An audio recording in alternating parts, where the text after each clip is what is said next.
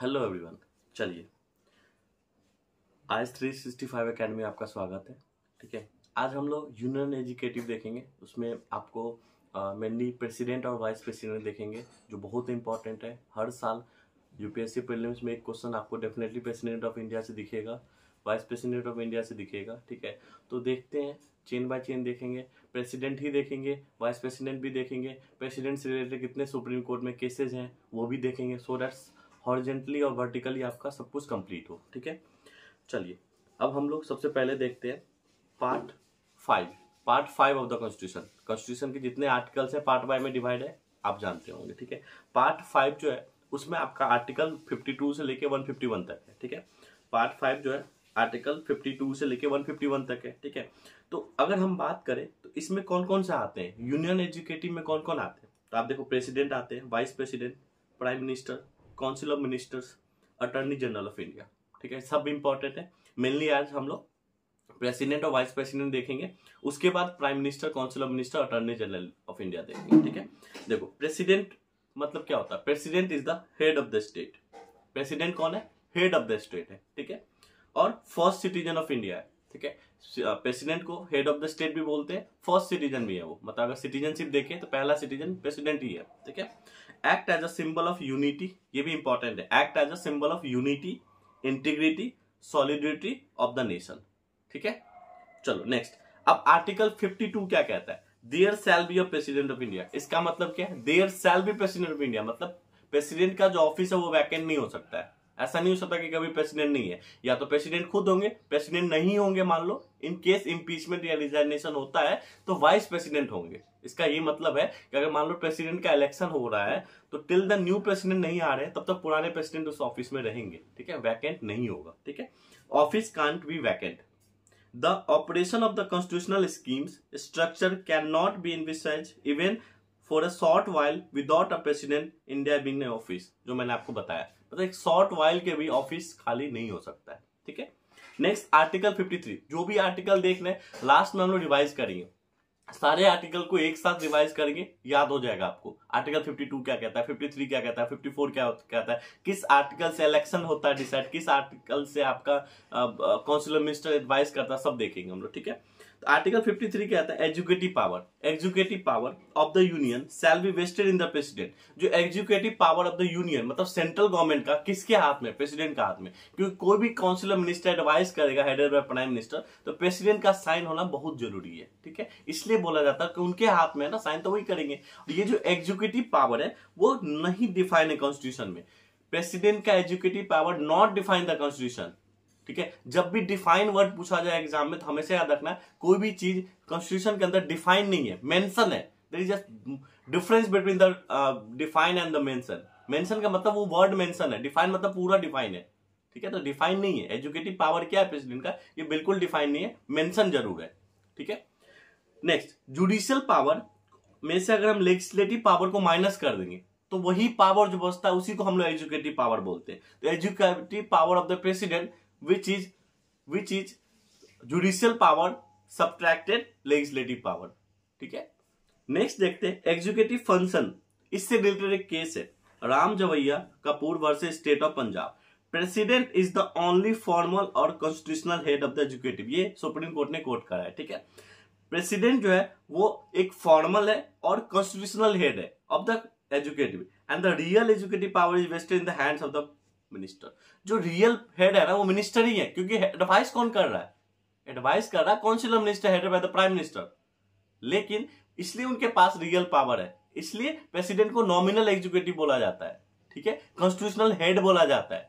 ठीक है, आर्टिकल 74 क्या बोलता है, there shall be a council of minister. Council of minister कौन होते हैं, जो प्राइम मिनिस्टर के साथ जो मिनिस्टर होते हैं, they are called council of minister. Ministry of home minister, defence minister, education minister, finance minister, they all are collectively called council of minister. ठीक है, to aid and advise the president. ये लोग क्या करते हैं, add और advice देते हैं प्रेसिडेंट को। ठीक है, advising giving to president is binding not mention in the constitution. जो ये एडवाइस दे रहे क्या ये बाइंडिंग होगा प्रेसिडेंट पे कि साइन करना है कि नहीं करना है, ये कहीं भी कॉन्स्टिट्यूशन में मेंशन नहीं है। देखो मेंशन की बात हो रही है, ऐसा नहीं कि अगर मैंने बोला मेंशन और डिफाइन में डिफरेंस ये है कि मेंशन होता है डिफाइन नहीं होता है, इसका मतलब ये नहीं कि हर चीज मेंशन है। मतलब अगर काउंसिल मिनिस्टर ने कोई एडवाइस किया, इसका ये मतलब नहीं है कि ये बाइंडिंग है प्रेसिडेंट के ऊपर। दिस में भी है क्वेश्चन, ठीक है, बाइंडिंग नहीं है, ठीक है। नेक्स्ट देखो 42nd constitutional amendment act of 1976, इसको मिनी कॉन्स्टिट्यूशन भी बोला जाता है क्योंकि इसमें इतने सारे कॉन्स्टिट्यूशनल अमेंडमेंट किया गया कि आप देखो बहुत सारा किया गया इंदिरा गांधी के टाइम, जिस समय आपको उस समय आपको क्या लगा था, इमरजेंसी लगा था, ठीक है। Indira Gandhi government who shall act on the advice binding on the president to accept advice otherwise impeachment was only used for the president of India। impeachment मतलब removal of the president of India, लेकिन अभी तक India में कोई भी ऐसा president नहीं है जिनको रिमूव किया गया है, ठीक है। अब समझो इनको 42nd अमेंडमेंट में पार्लियामेंट ने ये पास करा कि अगर एड एंड एडवाइस को आप नहीं मानोगे तो आपको रिमूव कर दिया जाएगा, आपको इम्पीच कर दिया जाएगा, ठीक है। इसके साथ ही 44th कॉन्स्टिट्यूशनल अमेंडमेंट एक्ट आया, क्योंकि ये बहुत गलत था ना। एड एंड एडवाइस का मतलब ये थोड़ी है कि मुझे साइन करना है, बाइंडिंग नहीं है, लेकिन ऐसा जो नहीं कि आप जो दे रहे हो मुझे वो सही दे रहे हो, हर चीज पे आप साइन करवा लोगे, तो ये रिकंसिडरेशन भी होना चाहिए। इसी के ऊपर 44th अमेंडमेंट आया, ये बोलता है प्रोवाइडेड प्रेसिडेंट में आस्क फॉर रिकंसिडरेशन, फिर से सोचो जो दे रहे हो मुझे क्या ये सही है, एक बार आप फिर से सोचो, ठीक है। Of the advice shall act according to the advice return, ठीक है। President can back the advice to council of minister and PM, council of minister and PM for reconsideration of the advice only once, मतलब एक बार तो जरूर भेज सकते हैं reconsideration के लिए। अगर प्रेसिडेंट को कोई एड एंड एडवाइस आया, उन्होंने बोला कि नहीं ये सही नहीं है, इसका मतलब ये नहीं कि आप इम्पीच कर दोगे, एक बार रिकंसिडर करोगे, फिर से सेम चीज भेजा गया तो आपको साइन करना पड़ेगा। अभी हम लोग देखेंगे प्रेसिडेंट के पास क्या क्या पावर अगर बिल जाता है तो। पॉकेट वीटो क्या होता है, सस्पेंसिव वीटो क्या होता है, ठीक है, ये सब कुछ हम लोग देखेंगे, ठीक है, इसी लेक्चर में देखेंगे। नेक्स्ट रिलेटेड केस जो है Shamsher Singh versus state of Punjab 1974। Moreover constitution required satisfaction of the president, constitution required the satisfaction of the president और the governor. The satisfaction is not the personal satisfaction of the president or governor, but the satisfaction of the council of minister headed by the prime minister। अगर governor president को कोई advice कर रहा है, council minister advice कर रहा है, तो सेटिस्फैक्शन नहीं होगा गवर्नर और प्रेसिडेंट का, उसका पर्सनल सेटिस्फैक्शन नहीं होगा। सेटिस्फैक्शन किसका होना चाहिए, council minister headed by the prime minister. मतलब अगर मान लो प्रेसिडेंट ने इमरजेंसी रूल लगाने के लिए बात बोला, ठीक है, तो ये पर्सनल सेटिस्फैक्शन नहीं होना चाहिए प्रेसिडेंट का, ये किसका होना चाहिए, ये काउंसिल मिनिस्टर और headed by the prime minister, उनका सेटिस्फैक्शन होना चाहिए, क्योंकि रियल एजुकेटिव वही है, आप नॉमिनल एजुकेटिव हो, तो आपका सेटिस्फैक्शन सुपेरियर नहीं है, उनका सुपेरियर होना चाहिए, ठीक है। इसका ये डिफरेंस है, यही मतलब है सीधा आसान भाषा में, ठीक है। नेक्स्ट हम लोग देखते हैं UN Rao versus Indira Gandhi 1971। Our constitution is model on the British parliament system, हमारा ब्रिटिश पार्लियामेंट पे है। डिफरेंस क्या समझो, हमारा जो प्रेसिडेंट है वो इलेक्टेड होता है, वहां जो प्रेसिडेंट है वो वहां की किंग या क्वीन होती है, ठीक है, तो वो थोड़ा सा वो हेरार्की है, वहां पे इलेक्शन नहीं है, वहां हेरार्की है, ठीक है। लेकिन प्राइम मिनिस्टर वहां पे इलेक्टेड होते हैं, तो हमारा भी प्राइम मिनिस्टर इलेक्टेड होता है। वहां भी जो किंग या क्वीन है उनको नॉमिनल हेड ही बोला गया, यहां भी बोला गया प्रेसिडेंट है, लेकिन president is the rubber stamp in the Indian constitution, ये भी जानना है, ठीक है। प्रेसिडेंट का डिस्क्रिशनरी पावर कुछ नहीं है, एक ही चीज है, only appointment of the PM. इस समय उनका डिस्क्रिशनरी पावर होता है, वो किसी को, अगर मान लो अभी इलेक्शन है, ठीक है, इलेक्शन है, डेफिनेटली ये सब क्वेश्चन आएगा, इलेक्शन के ऊपर क्वेश्चन आएगा, इलेक्शन कमीशन के ऊपर आएगा, एमपी के ऊपर क्वेश्चन आएगा, प्रेसिडेंट के ऊपर आएगा, काउंसिल ऑफ मिनिस्टर के ऊपर क्वेश्चन आ सकता है, पीएम के ऊपर भी क्वेश्चन आ सकता है। 2019 का क्वेश्चन देखो, आपको पता चलेगा कि जब 2019 में भी इलेक्शन था तो किस किस टॉपिक पर क्वेश्चन आया था, ठीक है। अब समझो यहाँ क्या कह रहा है, अगर मान लो किसी के पास क्लियर कट मैंडेट नहीं है, मैंडेट मतलब मान लो बीजेपी का भी जो मैजिक नंबर है ना 270, 250 आ गया, ठीक है, कांग्रेस के पास भी मान लो, जस्ट इमेजिन कांग्रेस वगैरह का भी जो इंडी गठबंधन उनके पास भी 250 है, तो now it's all depend on the president कि वो किसको बुला रहे हैं फॉर्म, गवर्नमेंट फॉर्म करने के लिए। वो किसी को भी बुला के बना सकते हैं, उनको टाइम दे सकते हैं कि प्राइम मिनिस्टर बना देंगे, ठीक है, अब बोलेंगे आप 1 महीने के अंदर फ्लोर टेस्ट दे दो, तो वहां पे उनका पावर होता है। सेम चीज किसके साथ है, governor for the state, for the appointment of the CM, ठीक है। तो ये पावर ही डिस्क्रिशनरी पावर है, बाकी कुछ भी नहीं। एक बार प्राइम मिनिस्टर आपने चूज कर लिया, अब उनके हिसाब से आपको चलना है, ठीक है, आसान भाषा में। Election of the president, electoral college. Electoral college मतलब कौन वोट दे सकते हैं, ये बहुत इंपॉर्टेंट है क्योंकि स्लाइटली डिफरेंस है कि प्रेसिडेंट को कौन वोट दे सकता है, कौन इंपीचमेंट में पार्टिसिपेट कर सकता है। ये दोनों अलग अलग लोग होते हैं, थोड़ा सा एडिशन और सब्ट्रैक्शन का बात है यहाँ पे, ठीक है।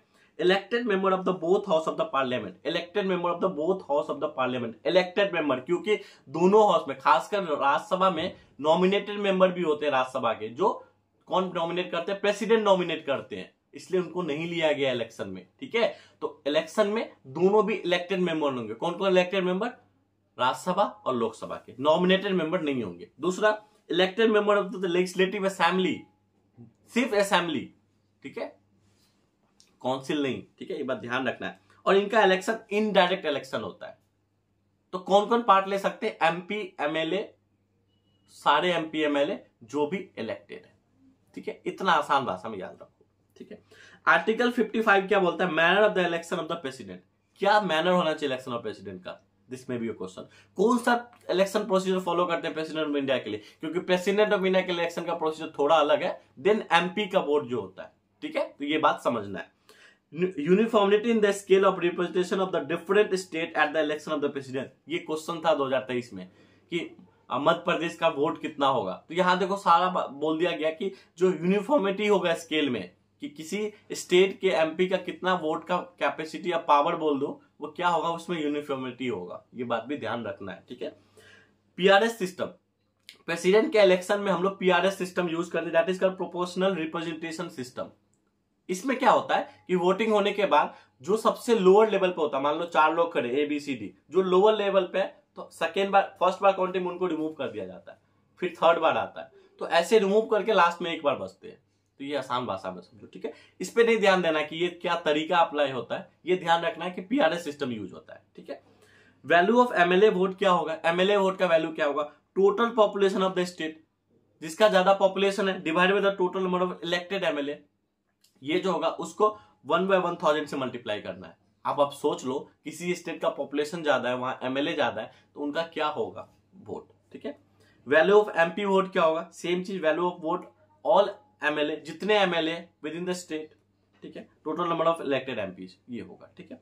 अब हम लोग देखते हैं मेजोरिटी, ठीक है। मेजोरिटी कैसे डिसाइड होगा कि कौन प्रेसिडेंट बनेगा, तो ये होगा टोटल नंबर ऑफ वैलिड पोल, कितना वैलिड पोल होगा, क्योंकि इनवैलिड पोल भी तो होगा, डिवाइडेड बाय 1+1, फिर +1, 50% +1, 50% 1+1। तो ये दोनों चीज को समझना है, ठीक है। क्यों मैंने बोला 50%, टोटल वैलिड वोट को 2 से डिवाइड करेंगे तो 50% ही आएगा ना, +1 कर देंगे।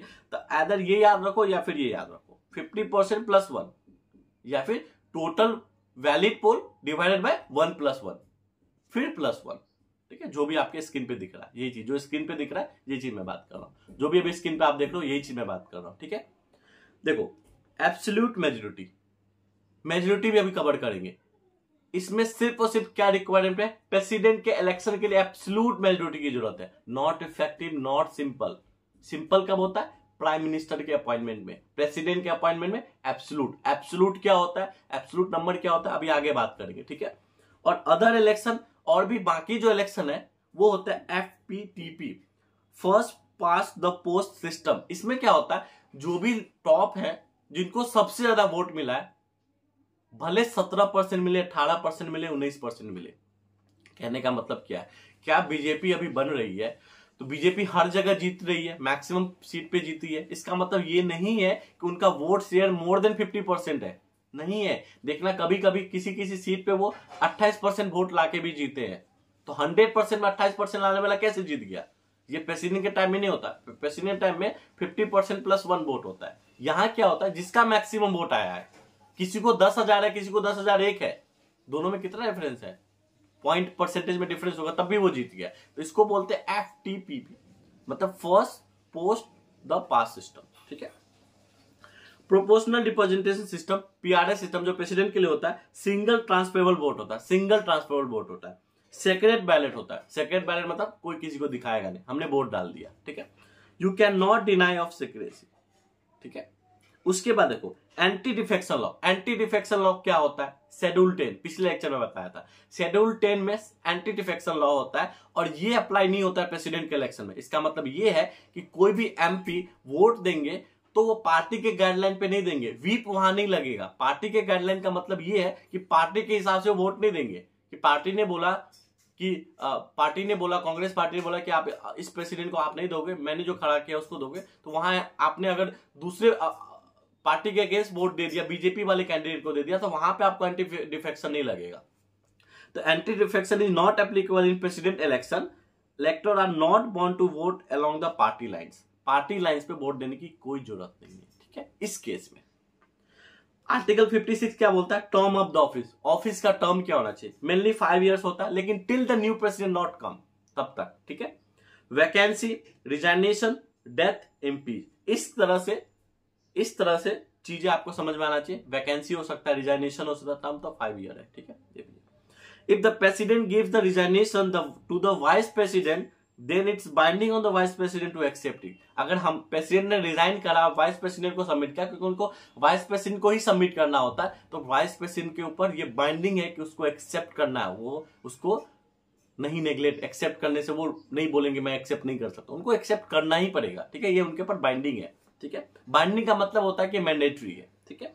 प्रेसिडेंट रिजाइन, अगर प्रेसिडेंट ने रिजाइन किया तो वहां खाली तो ऑफिस नहीं हो सकता, इसलिए VP act as a president. जब तक वीपी प्रेसिडेंट की तरह एक्ट कर रहे हैं, तब तक वाइस प्रेसिडेंट कौन होते हैं? X officio chair of the Rajya Sabha, तो वो राज्यसभा में नहीं बैठ सकते, ठीक है। वहां डिप्टी चेयरमैन बैठेंगे, ठीक है। तो वो तब प्रेसिडेंट है, उनको सारे इन्वॉल्वमेंट अलाउंस सब प्रेसिडेंट वाला मिलेगा, ठीक है। Till the 6 month, before the 6 month election must be held. 6 महीना से पहले इलेक्शन, हर एक इलेक्शन, इंडिया का हर एक इलेक्शन 6 महीना से पहले होता है, ठीक है। अगर 6 महीना के अंदर इलेक्शन होने वाला, टर्म पूरा होने वाला, तब तो नहीं होगा, लेकिन 6 महीना से पहले इलेक्शन डेफिनेटली हो जाता है, ठीक है। आर्टिकल 324, ये याद रखना है।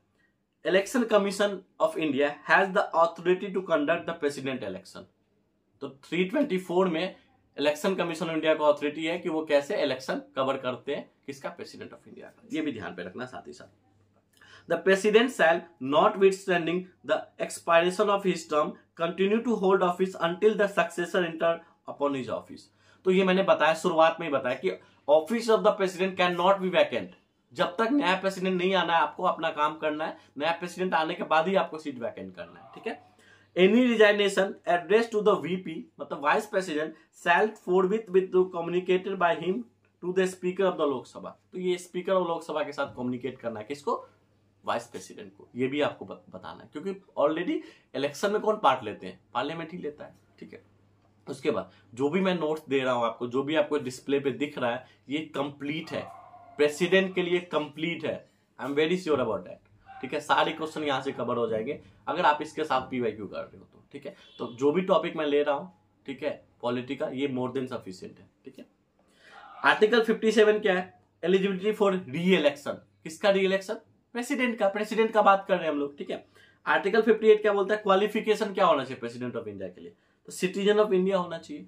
इसके ऊपर क्वेश्चन आ चुका है, ठीक है। सिटीजन ऑफ इंडिया होना चाहिए, 35 years ऑफ एज होना चाहिए, ठीक है। उसके बाद qualify as the member of Lok Sabha, ठीक है। लोकसभा का मेंबर के लिए क्वालिफिकेशन होना चाहिए, ठीक है।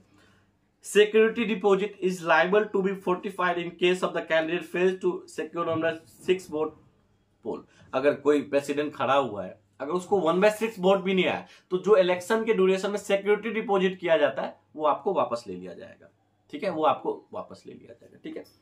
अब देखो, N Sanjiva Reddy not oppose.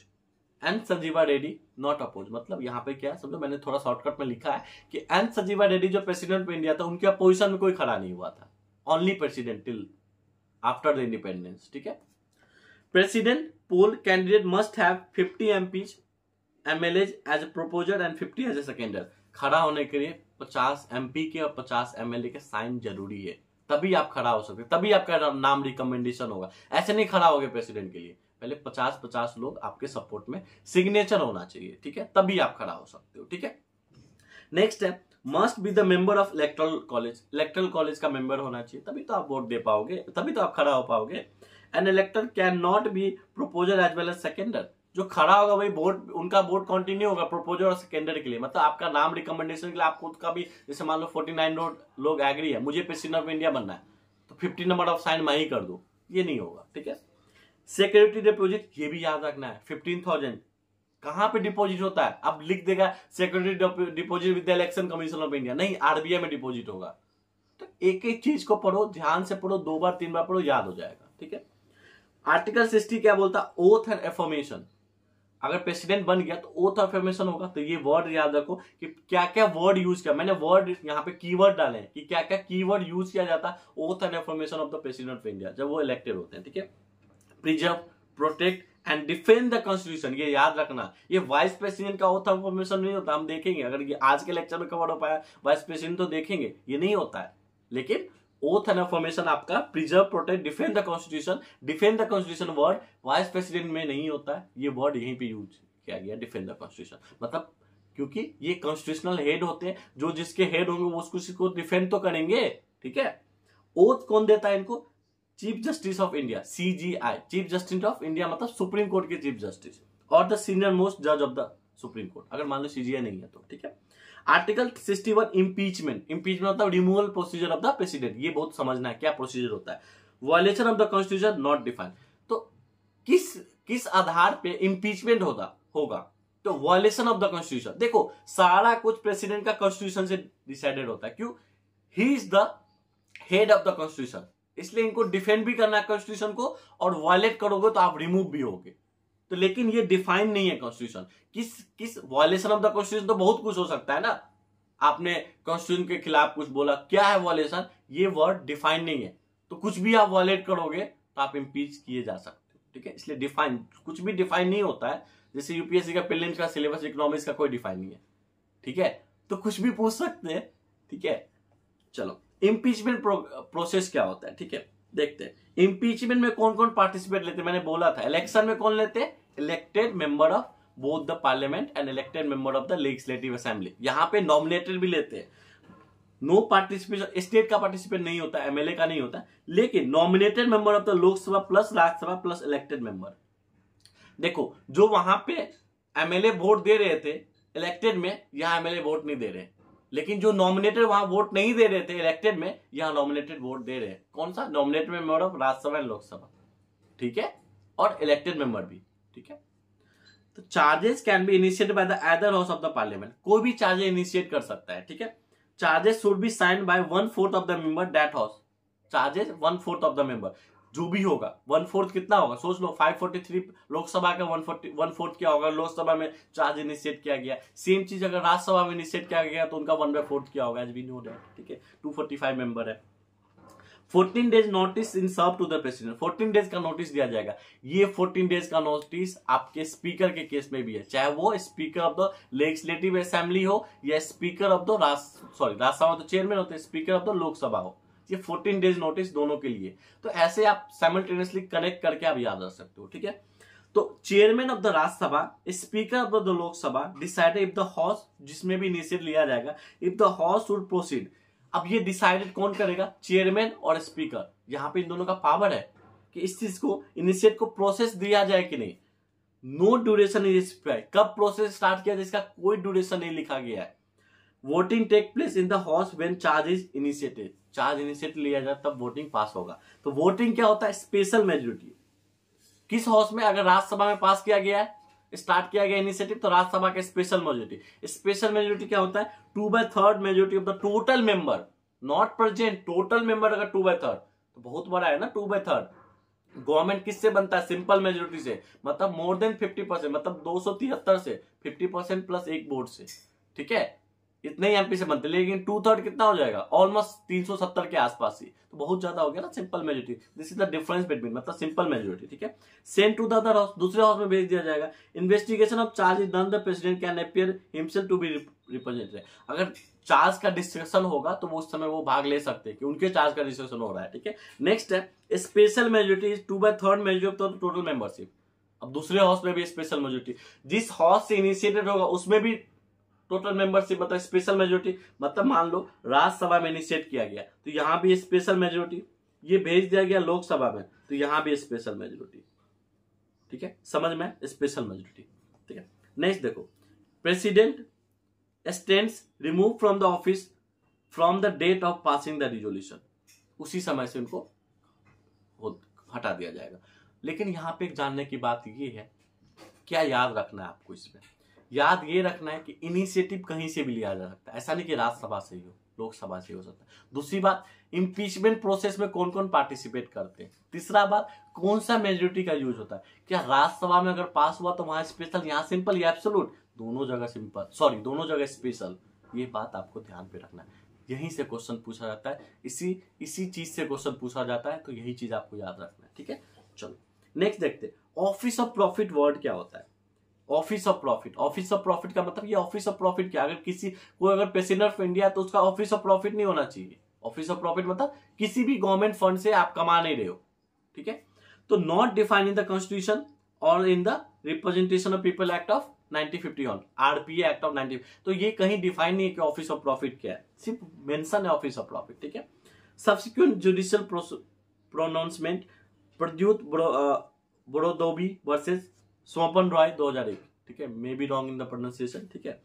तो इस केस में इसको यूज किया गया ऑफिस ऑफ प्रॉफिट वर्ड का, ठीक है। Basic disqualification criteria for an MP are laid down in the article 102। क्या बेसिक क्राइटेरिया होना चाहिए प्रेसिडेंट का, वो 102 में है, ठीक है। For the MLA in an, MP के लिए क्या हुआ है, एमपी के लिए देखो अगर डिस्क्वालिफिकेशन का बात करें, याद रखने वाला है, तो एमपी का डिस्क्वालिफिकेशन कहां मेंशन है, 102 में, और यही एमएलए का कहां मेंशन है, 191 में। तो इसमें आप 89 ऐड करोगे तो पता चल जाएगा। तो बहुत सारे चीज जो स्टेट सेंट्रल गवर्नमेंट के लिए है, उसके आर्टिकल में 89 ऐड कर दोगे आपको, तो स्टेट गवर्नमेंट का भी मिल जाएगा। ये देखना आप, ये दिखेगा बहुत सारे आर्टिकल में, जब 89 ऐड करोगे तो दिख जाएगा, शॉर्टकट है, ठीक है।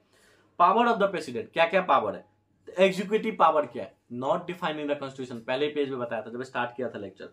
तो क्या क्या एग्जीक्यूटिव पावर है, appointment of the PN and council of minister, ठीक है। तो प्राइम मिनिस्टर को अपॉइंट करते हैं, प्राइम मिनिस्टर नाम देते हैं काउंसिल मिनिस्टर का, लेकिन अपॉइंट तो वही करते हैं, ठीक है, नाम देते हैं प्राइम मिनिस्टर, ठीक है। अटॉर्नी जनरल ऑफ इंडिया, इसको भी ये अपॉइंट करते हैं। Pleasure of the president to hold office, pleasure मतलब प्रेसिडेंट जब चाहेंगे तभी तो attorney general of India office में रह सकते हैं, ये प्लेजर होता है, ठीक है। एंड डिटरमाइन हिज रिनोमिनेशन, क्या रिनोमिनेशन होगा ये प्रेसिडेंट डिसाइड करेगा, और यही कि कितने दिन ऑफिस में रहेंगे, इसी को बोलते हैं pleasure of the president, depend on the pleasure of the president, ठीक है। CAG, controller auditor of general of India, chief election commission CEC, other election commission, the chairman and the member of the UPSC union public service commission, the governor of the state, the chairman and the member of the finance commission. ये सब कौन appoint करते हैं, president appoint करते हैं, ये बात ध्यान रखना है। प्राइम मिनिस्टर काउंसिल मिनिस्टर ही अपॉइंट नहीं करते, इसके साथ साथ इतने लोग को ये अपॉइंट करते हैं, ठीक है। मिलिट्री पावर क्या, supreme commander of the defence force of India, defence force के president of India supreme commander है, ठीक है। Declares war, conclude peace, war declare कर सकते हैं, पीस को भी कंक्लूड कर सकते हैं, कौन, प्रेसिडेंट, ठीक है। President immune from the criminal procedure, criminal procedure से इम्यून है, मतलब क्रिमिनल प्रोसीजर कोई भी उनके द्वारा किया गया, जब तक प्रेसिडेंट ऑफ इंडिया, उनके कुछ नहीं होगा, ठीक है। इवन उन्होंने पर्सनल कुछ किया, उन्होंने किसी का मर्डर भी कर दिया, ठीक है, तो ये क्रिमिनल प्रोसीजर में आता है, ठीक है। तो क्रिमिनल प्रोसीजर में आता है, तो इसके लिए वो बुक नहीं होंगे, लेकिन सिविल प्रोसीजर में हो सकते हैं, लेकिन उसके लिए उनको 2 मंथ का नोटिस दिया जाएगा। Civil procedure after 2 month notice, 2 month का नोटिस दिया जाएगा, उसके बाद ही सिविल प्रोसीजर। तो क्वेश्चन पूछा जाएगा कि सिविल प्रोसीजर लग सकता है, क्रिमिनल प्रोसीजर नहीं लग सकता, वो स्टेटमेंट सही है। सिविल प्रोसीजर स्टार्ट हो सकता है, लेकिन 2 मंथ का नोटिस के बाद स्टार्ट हो सकता है, ऐसा नहीं आज ही स्टार्ट होता है। तो क्रिमिनल केसेस और सिविल केसेस में डिफरेंसेज है, ठीक है। अब जो ये देखते हैं article 111, ascent of the bill, bill को एसेंट प्रेसिडेंट देगा नहीं देगा, ये 3 चीज पे डिपेंड करता है। इसके 3 टाइप्स है। पहला है एब्सोल्यूट वीटो, एब्सोल्यूट वीटो मतलब प्रेसिडेंट क्या क्या वीटो पावर है, वीटो पावर मतलब सस्टेन करने का पावर। तो एब्सोल्यूट मतलब कंप्लीट रिजेक्शन, बिल को कंप्लीट रिजेक्शन कर दिया, किसने, प्रेसिडेंट ऑफ इंडिया ने, ठीक है। तो मनी बिल को बैक नहीं कर सकते, लेकिन रिजेक्ट कर सकते। मनी बिल को बैक नहीं कर सकते, मनी बिल का पावर किसके पास है, लोकसभा के पास है, क्योंकि लोकसभा में ही पास होता है पहले, ठीक है। तो मनी बिल का जो है ना, आप रिजेक्ट कर सकते हो, बैक वापस नहीं भेज सकते हो रिकंसिडर के लिए, ठीक है। Ordinary bill other than constitutional amendment है, जो भी ऑर्डिनरी बिल है, ठीक है। प्राइवेट मेंबर बिल मतलब जो काउंसिलर मिनिस्टर नहीं है, जो एजुकेटिव मेंबर नहीं है, कोई सिंपल सा एमपी कांग्रेस का, गवर्नमेंट बीजेपी के एमपी हो गया कांग्रेस का, वो भी बिल पास करवा सकता है। बिल्कुल ऐसा नहीं है कि जो पावर में वही बिल दे सकते हैं, वो भी बिल दे सकते हैं। तो इसको बोलते हैं प्राइवेट मेंबर बिल, ठीक है। तो प्राइवेट मेंबर बिल ये सबको प्रेसिडेंट क्या कर सकते हैं, कंप्लीट रिजेक्ट कर सकते हैं। कंप्लीट रिजेक्ट वर्ड जब भी आएगा उसको बोलते हैं एब्सोल्यूट वीटो, ठीक है। एग्जाम्पल देख लो, नॉट सो इंपॉर्टेंट, ठीक है। अब देखते हैं सस्पेंसिव वीटो, ये सेकेंड पावर है। इसमें क्या होता है, send back for reconsideration, reconsideration के लिए बैक भेज सकते, except money bill, money bill को आप बैक नहीं भेज सकते हो, ठीक है। Can apply only ordinary bill, ये सिर्फ ऑर्डिनरी बिल। तो देखो ऑर्डिनरी बिल दोनों में, कहां का, एब्सोल्यूट वीटो में भी और सस्पेंसिव वीटो में। सस्पेंसिव वीटो वर्ड पे जाओ, ठीक है। पॉकेट वीटो, पॉकेट मतलब प्रेसिडेंट अपने पॉकेट में बिल को रख लिए, ठीक है। पॉकेट मतलब नाइदर साइन नॉट रिजेक्ट, अब ना साइन कर रहे ना रिजेक्ट कर रहे, रख दिए हैं, ठीक है। Keep it pending independently indefinitely, no time limit prescribe, कितने दिन के लिए अपने पॉकेट में रख सकते हैं इसका कोई टाइम डिस्क्राइब नहीं है, ठीक है। तो कौन कौन सा बिल हो सकता है, सिर्फ ऑर्डिनरी बिल, ऑर्डिनरी बिल को पॉकेट में रख सकते हैं प्रेसिडेंट, ठीक है। कोई एक्ट नहीं करेंगे, कोई प्रतिक्रिया नहीं देंगे इसमें, ठीक है, रख सकते हैं, ठीक है, ठीक है। जैसे इंडियन पोस्ट ऑफिस बिल को उन्होंने रख लिया था। अब सबसे ज्यादा इंपॉर्टेंट जो है, ठीक है, वो है ये सारे आर्टिकल एक साथ मैं आपको दिखा रहा हूं, तो एक बार एक हम लोग याद करें, शॉर्टकट मैंने लिखा है। 52 क्या बोलता है, there shall be president of India. 53 क्या बोलता है, एजुकेटिव पावर, प्रेसिडेंट होगा तभी तो एजुकेटिव पावर होगा। 54 बोलता है election of the president, election of the president. 54 बोलता है, 55 बोलता है मैनर ऑफ द इलेक्शन, 54 बोलता है election, 55 manner of the election. 56 बोलता है term of the office, election होगा तभी तो टर्म डिसाइड होगा। 57 बोलता है री इलेक्शन, इलेक्शन होगा तभी तो री इलेक्शन होगा। 58 बोलता है क्वालिफिकेशन। 60 बोलता है ओथ एंड इन्फॉर्मेशन, दो बार तीन बार पढ़ोगे याद हो जाएगा, ठीक है। 52 तो याद ही हो गया होगा, there shall be president of India. 54 55 भी हो गया होगा। 54 क्या बोलता है, इलेक्शन ऑफ द प्रेसिडेंट। 55 क्या बोलता है, मैन ऑफ द इलेक्शन। 60 क्या बोलता है, oath and information of the president, ठीक है। 70 क्या बोलता है, ग्रांट पार्डन, पार्डन मतलब किसी को जेल में तो उसको छूट दे देना। क्या क्या होगा आगे हम लोग देखेंगे, जैसे सस्पेंड, रिमिट, कम्यूट, ये इसमें मैं दिखाऊंगा आपको, बिल्कुल दिखाऊंगा कि गवर्नर और प्रेसिडेंट के जो पार्डनिंग पावर्स में क्या डिफरेंस है, ठीक है। 74 बहुत इंपॉर्टेंट है, aid and advice of the council of minister headed by the prime minister to the president of India, ठीक है, ये भी ध्यान रखना है। चलो अब मैं वाइस प्रेसिडेंट नेक्स्ट क्लास में बताऊंगा, आपको मेजोरिटी यहां समझा देता हूं। देखो सिंपल मेजोरिटी क्या होता है, more than 50% of the member present and voting, more than 50% of member present and voting, जितने प्रेजेंट है उसका 50%, मोर देन 50%, ठीक है। यही एब्सोल्यूट मेजोरिटी का बात करेंगे तो more than 50% of total strength of the house, जो स्ट्रेंथ है हाउस का उसका मोर देन 50%। तो सिंपल और एब्सोल्यूट में क्या डिफरेंस है, सिंपल बोलता है जितना प्रेजेंट है उसका मोर देन 50%, एब्सोल्यूट बोलता है जितना स्ट्रेंथ है, कोई एब्सेंट है उससे मतलब नहीं है, उसको भी काउंट करना है, उसको भी मोर देन 50% में लाना है। स्पेशल मेजोरिटी क्या बोलता है, generally 2/3 of the total strength और 2/3 of the present and voting. Special majority कहां यूज होता है, प्रेसिडेंट में। 2/3 ऑफ द 2/3, यहां मोर देन 50% किसका, टोटल मेंबर का, यहां क्या कह रहा है 2/3, 2/3 किसका, टोटल स्ट्रेंथ का, ठीक है। इफेक्टिव मेजोरिटी कब होता है, 50% of strength is calculated by the subtract the vacant seat from the total strength. देखो टोटल स्ट्रेंथ में आपका वैकेंट भी आएगा, टोटल स्ट्रेंथ में आपका वैकेंट भी आएगा। अगर हम लोग स्पेशल मेजोरिटी देख रहे हैं, टोटल स्ट्रेंथ देख रहे हैं, तो वैकेंट सीट भी आएगा। लेकिन जब हम इफेक्टिव मेजोरिटी देखेंगे, तो मोर देन 50% तो बोल दिया, लेकिन इसमें से क्या माइनस करेंगे, जो क्या है, जो सीट वैकेंट है उसको माइनस करेंगे, ठीक है, उसको माइनस करेंगे। तो आज के लिए इतना ही रखते हैं हम लोग, ठीक है। तो हम लोग नेक्स्ट क्लास में मिलते हैं।